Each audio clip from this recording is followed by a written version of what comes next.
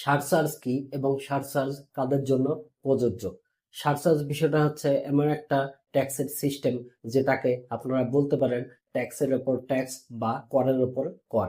অর্থাৎ আপনি যদি 5 লক্ষ টাকা সরকারকে ট্যাক্স দিয়ে থাকেন, এটার উপরেই আবার যখন আপনার ট্যাক্স নির্ধারণ করা হয়ে থাকে, এটাকেই মূলত আপনার সারচার্জ বলা হয়ে থাকে।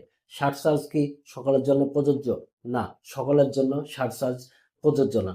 সারচার্জ শুধুমাত্র তাদের জন্যই প্রযোজ্য যাদের 4 কোটির বেশি সম্পত্তি আছে। মোট যে সম্পত্তি, সেটার পরিমাণ যদি 4 কোটির বেশি হয়, তখন আপনার জন্য সারচার্জ বা ট্যাক্সের উপরে পুনরায় যে ট্যাক্স, এটা প্রযোজ্য হবে। কিংবা আপনি যদি একের অধিক গাড়ি ব্যবহার করেন, গাড়ি বলতে এখানে মাইক্রো বাস হতে পারে বা হলো আপনার জিপ হতে পারে, এই ধরনের গাড়িগুলো যদি আপনারা ব্যবহার করেন একের অধিক, তাহলে আপনার জন্য অবশ্যই সারচার্জ প্রযোজ্য হবে। এছাড়া যদি আপনি তামাকজাত সহ যে কোনো ক্ষতিকর যে পদার্থগুলা উৎপন্ন হয়, এগুলা যদি উৎপাদনে থাকেন, তাহলে অবশ্যই আপনার কোম্পানি বা আপনার উপর সারচার্জ প্রযোজ্য হবে।